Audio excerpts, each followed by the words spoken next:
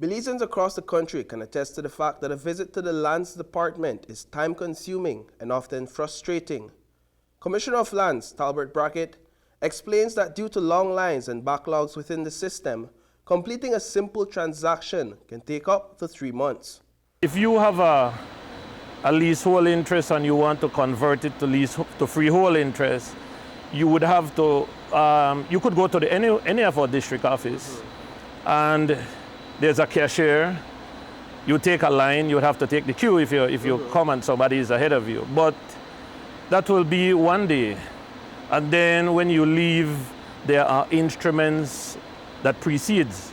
So if you have 1, 2, 3, 4, 5, and somebody has before that digit, then those are inputted and those are executed before yours. Through its mobile land clinic, the Ministry of Natural Resources has been able to cut down that 3 months process to just 1 day. The expedited service starts with a brief vetting process conducted by the relevant area representative. Today, area representatives Francis Fonseca and Karim Musa met with their constituents at the Belize Civic Center. So there's a lot of issues that our constituents face. For example, in the Buttonwood Bay area of Caribbean Shores, a lot of the leases have expired. And so a lot of my constituents are here to renew their leases and or to apply to purchase the property so that they can convert it to a freehold title. And then also a lot of them want to convert their title to first registration to get a land certificate. The Minister of Natural Resources, Cordell Hyde, then signs off on the land documents. Over the course of 2 days, Minister Hyde will authenticate more than 300 land documents. Why is your signature needed on the document? Well, someone has to take responsibility for what's issued, and so ultimately my signature is me taking responsibility for any lease or any purchase approval or any title that's issued. Someone has to be held responsible. It has gone through a certain process before it reaches me.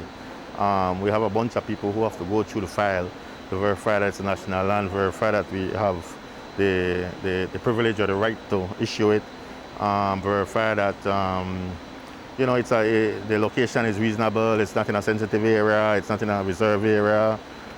If it's for residential purposes, then you know, it's in a residential area.